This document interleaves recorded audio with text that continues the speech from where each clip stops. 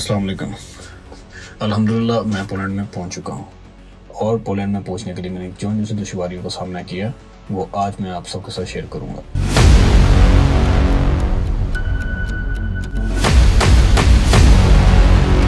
Belarus से Poland के लिए मैंने कितने पैसे दिए, कितनी देर मैं बेलारूस में रहा, बेलारूस में मैं कैसे आया, ये सारी चीज़ें आज मैं आपको इस वीडियो में शेयर करूंगा।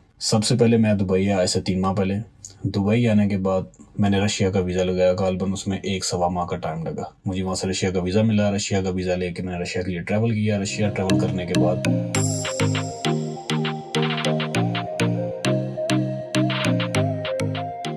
मैं वाया ट्रेन बेलारूस में एंटर हुआ।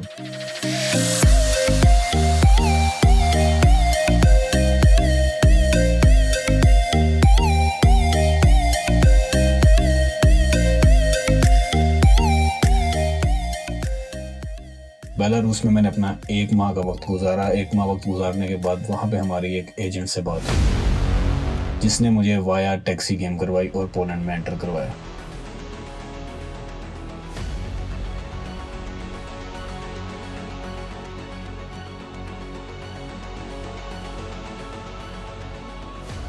ये सफ़र मेरा बेलारूस से पोलैंड का 2 दिन का था और इसके दौरान जो जो मुझे दुश्वारियाँ सामने आईं, जो मुश्किलात मैंने देखी, कितने पैसे मैंने पे किए, किस किस रास्तों से गुजर के गया, किस जंगलात को देखा, जो कुछ मैंने सेव किया, जो मेमोरीज मेरे पास है, मैं इंशाल्लाह आपके साथ इस वीडियो में शेयर करूंगा और मैं आपको बताऊंगा कि आप लोगों ने जब भी आना है जो जो गलतियां मुझसे हुई वो आपने बिल्कुल भी नहीं करनी। ये सफ़र था मेरा बेलारूस से पोलैंड का।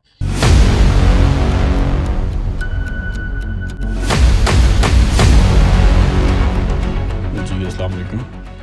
वालेकुम अस्सलाम। सर ईमानुल्लाह साहब बात कर रहे हैं? जी ईमान बात कर रहा हूँ। अच्छा सर, मैंने अमित सिंह से आपका नंबर लिया था। वो पोलैंड के वाले से बात करनी थी मैंने। जी जी पूछिए। अच्छा सर, मैं असल में ना 1 माह हो गया मैं अभी बेलारूस में हूँ।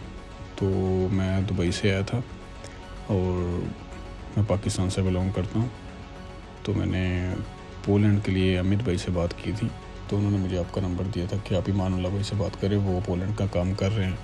तो काइंडली आप मुझे थोड़ा सा गाइड कर देंगे कितने पैसे आप ले रहे हैं और क्या प्रोसीजर है सारा? और ठीक है, मंथ में हमारी 15-15 दिन बाद 2 गेमें निकलती हैं। ठीक है, तो सर वो कितने पैसे चार्ज कर रहे हैं आप पोलैंड के लिए? यार हम 3500 यूरो चार्ज करते हैं। अच्छा सर, इसका पेमेंट शेड्यूल क्या होगा? काइंडली आप मुझे पेमेंट शेड्यूल समझाएंगे? पेमेंट शेड्यूल कुछ इस तरह से 1500 यूरो आप पहले दोगे और आफ्टर रीच आपने 2000 यूरो पे करने आपने। सर वो अमित भाई से बात हुई थी, सारे पैसे वहाँ पहुँच के नहीं ले लेते आप? नहीं, ऐसा पॉसिबल बिल्कुल नहीं है। हमारा ऐसा कोई स्टाइल नहीं है पेमेंट का। आपको पेमेंट पहले ही करनी पड़ेगी और जितनी मैंने बोली है उतनी पे करनी पड़ेगी। सर आप वो ठीक कह रहे हैं, लेकिन असल में आपको पता है यहाँ के क्या हालात हैं, फिर किसी पे ट्रस्ट करना पॉसिबल नहीं है। देख लें अगर कोई पॉसिबिलिटी निकल आए कि मैं आपको सारे पैसे वहाँ पहुँच के दे दूँ। पेमेंट मेरी अरेंज है, पेमेंट में आपको कोई परेशानी नहीं होगी। आप किसी किस्म की कोई गारंटी कहते हैं तो सर मैं रखवा देता हूँ, किसी को बोलते हैं तो मैं उसको वो कह देता हूँ। पाकिस्तान में अगर आपको कोई गारंटी चाहिए मैं वहाँ पे दिलवा देता हूँ, लेकिन बस मुझे ये फेवर चाहिए कि आप मेरे से टोटल पेमेंट आफ्टर रीच कर लें। नहीं, ऐसा पॉसिबल बिल्कुल नहीं है। चलो मैं आपके लिए इतना कर सकता हूँ कि 1000 यूरो आप पहले मुझे पे कर दो, बाकी आफ्टर रीच हो जाएगा। इससे नीचे मैं बिल्कुल नहीं कर सकता और इस रूल से मैं परे नहीं हट सकता। चलें मैं बात कर लेता हूँ। तो ये पेमेंट किस तरह से आपको करनी होगी, क्या तरीकाकार है? मैं आपको जगह बताऊँगा जहाँ से आपने ट्रैवल करना है, ठीक है। बंदा आएगा, आपने उसी के साथ ट्रैवल करना है, उसको आप 1000 यूरो पे कर दोगे उधर ही और उधर से ही आपको वो पिक करके फिर आगे ले जाएगा। तो उसके साथ जब जाना है तो फिर नेक्स्ट प्रोसीजर क्या होगा? बट नेक्स्ट प्रोसीजर ये हुआ कि आप 2 दिन के अंदर जो है वो पोलैंड के अंदर होंगे और वहाँ पहुँचते साथ ही आपने पेमेंट कर देनी है बाकी रिमेनिंग। तो सर इसमें कोई परेशानी, क्योंकि कह रहे हैं प्रॉपर टैक्सी की गेम है, किसी जगह पे कोई मतलब कोई परेशानी वाली बात तो नहीं है? नहीं, ऐसी कोई बात नहीं है ना, आप परेशान भी नहीं होगे क्योंकि हम प्रोफेशनल हैं, हमें पता है किस तरह लेके जाना है, तो हमारी पूरी सेटिंग है, तो आप इस चीज़ की जो है वो टेंशन ना लो। जी वो सर अमित भाई ने मुझे बताया था कि वो आपके थ्रू ऑलरेडी काफ़ी काम कर चुके हैं। चलें ठीक है सर, मैं इंशाल्लाह ताला पेमेंट अरेंज करके ना तो आपको फिर कॉल करता हूँ, तो फिर आप मुझे बता दीजिएगा किस डेट पे जाना है और कहाँ पे जाना है, तो फिर मैं आपको बता दूँगा। ठीक है, आप पहले पेमेंट अरेंज कर लो, मैं बंदे का नंबर और लोकेशन आपको सेंड कर दूँगा। तो इस तरह से इस एजेंट के साथ मेरी बात हुई। फिर मैंने वहाँ से तकरीबन कोई 4 से 5 दिन बाद अपनी पेमेंट अरेंज करने के बाद इससे रब्ता किया, और इस एजेंट साहब ने मुझे बोला कि आप, उन्होंने मुझे कॉन्टैक्ट नंबर शेयर किया, जिस कॉन्टैक्ट पे मैंने रब्ता किया उन्होंने मुझे अपनी लोकेशन शेयर की और मैं वहाँ पर चला गया।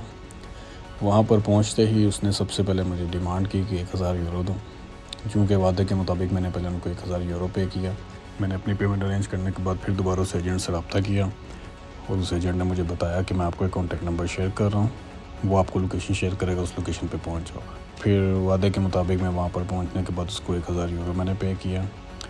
जब मैं वहाँ पर पहुंचा तो मुझसे पहले वहाँ पर तकरीबन 10 से 15 लोग पहले मौजूद थे। वहाँ पर एक एजेंट के साथ हमें दोबारा भेजा गया कि उसको फॉलो करो, उसके साथ जाओ। उसके साथ हम 4 घंटे ड्राइव करने के बाद वो हमें एक गाँव में ले गया। कुछ गाँव सा गालबन मालूम होता था। फिर उस गाँव के अंदर हम रात स्टे की। रात स्टे करने के बाद सुबह मॉर्निंग में हमारा सफ़र स्टार्ट हुआ।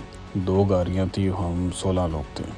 वो 16 लोग हम उस 2 गाड़ियों में गए और तकरीबन 7 से 8 घंटे मुसलसल गाड़ियाँ चलती रही। उसके बाद एक जगह पर स्टे करवाया गया, वहाँ पर हमने खाना खाया। खाना खाने के बाद फिर गाड़ियाँ चलती रही, और फिर हम एक गांव को क्रॉस करते हुए दूसरे गांव, दूसरे को तीसरे गांव, इस तरह से हम क्रॉस करते करते हमने अपना ये सफ़र रवां दवां थे। जैसे ही हम इस सफ़र के अख्ताम पे पहुँचे, हम बेलारूस और पोलैंड के बॉर्डर पे आ चुके थे, और वहाँ पर एक हमें घर में ठहराया गया। वो हम स्पेशल बात है, वो मैं आपके साथ लाजमी शेयर करूँगा। उस घर में एक बाबा जी, उनको गालबन बाबा यूरोपियन के नाम से वहाँ पर मशहूर था, बाबा यूरोपियन, वो और उसकी वाइफ थी। इनका अगला नेटवर्क ये था कि ये उनके तहत अपना ये काम चलाते थे, और उनके घर में ही हमें ठहराना, और रात हमने वहाँ स्टे की। लेकिन मेरे भाई बच के, अगर आपके साथ भी ऐसा एक्सपीरियंस हो तो वो जो बाबा यूरोपियन और उसकी एक वाइफ है ना, वो आपके पास आके आपको मॉर्निंग में बोलेंगे कि एजेंट बोल रहा है कि 1,000 यूरो पे करो, और आप लोगों ने 1,000 यूरो पे बिल्कुल भी नहीं करना है। एजेंट ने ऐसा कुछ नहीं बोला। तब बाद में आप लोग जब अपनी पेमेंट कंप्लीट उनको देंगे और उसमें से 1,000 यूरो जब आप माइनस करेंगे, तो वो इस चीज़ की जिम्मेदारी नहीं लेंगे कि आप लोगों ने क्यों उनको पे की। तो मेरे साथ कुछ लोग थे, उनको तो गालबन समझ ना आई, उन्होंने पे कर दिया। जिसके पास 200 यूरो था पॉकेट में, इन्होंने उससे वो ले लिया। जिसके पास 300 था, जो कुछ भी था इन्होंने उनकी जेबों से निकलवा लिया। मेरे पास तो 100 यूरो था, और वो मैंने ऑलरेडी अपने शूज़ में छुपाया हुआ था, और मैंने बोला मेरे पास तो पैसे नहीं हैं। काफ़ी वो शोर करते रहे, लड़ते रहे कि आप लोग नहीं जाओगे, आप लोग इधर ही रहोगे। काफ़ी इस तरह करने के बाद लेकिन ऐसा कुछ भी नहीं हुआ। जब टाइम आया तो हमें वहाँ से उसी बाबा यूरोपियन की गाड़ी में बिठाया गया, और यूरोप एंट्री तक वो बाबे के साथ ही हम रहे। उसी ने ही हमें बेलारूस से पोलैंड तक एंट्री करवाई। वो इस काम का माना जाता था प्रोफेशनल, और देख के भी लग रहा था उसको बहुत से ऐसे रास्तों का पता था जिस रास्तों से वो हमें लेके गया। वहाँ ना तो हमारा कोई पुलिस के साथ सामना हुआ, ना हमें कोई मुश्किलात पेश आई। वो इस तरह से ही महसूस होता था हमें कि जैसे वो उस चीज़ का ना बहुत ही को पुराना काम करने वाला है। और फिर इस तरह से हम पोलैंड में जैसे ही एंटर हुए, एंटर होने के बाद हमें फिर एक घर में रखा गया। वो भी गालबन गाँव टाइप था, उस बॉर्डर के ऊपर रखा गया। वो गांव की भी मैंने आपके साथ सारी वीडियोस में शेयर किया, वो आप देखें। ये था वो गांव सारा, और इस गांव से हम गुजरते हुए गए। यहाँ बड़े ओल्ड टाइप के पेट्रोल पम्प्स, और ये देखें, ये सारा व्यू आप चेक करें। ये हम यहाँ से गुजर रहे हैं, और उसके बाद अब हम पहुँच गए हैं उस घर में। और उस घर की वीडियो भी मैं आपके साथ शेयर करूँगा जिस घर में मैं रखवाया गया। हमारे एजेंट से रब्ता करके हमसे पैसों का मुतालबा किया कि जो हमारी रिमेनिंग अमाउंट थी। फिर हमने अपनी रिमेनिंग अमाउंट क्लियर की। क्लियर करने के बाद फिर एक गाड़ी के ऊपर 1 बाय 1 हमें जिस चीज़ की पेमेंट क्लियर हो जाती थी उसको उस गाड़ी पे बिठा के सिटी के अंदर छोड़ दिया जाता था। और इस तरह फिर मैं पोलैंड में पहुंचा। ये था मेरा बेलारूस से पोलैंड तक का सफ़र।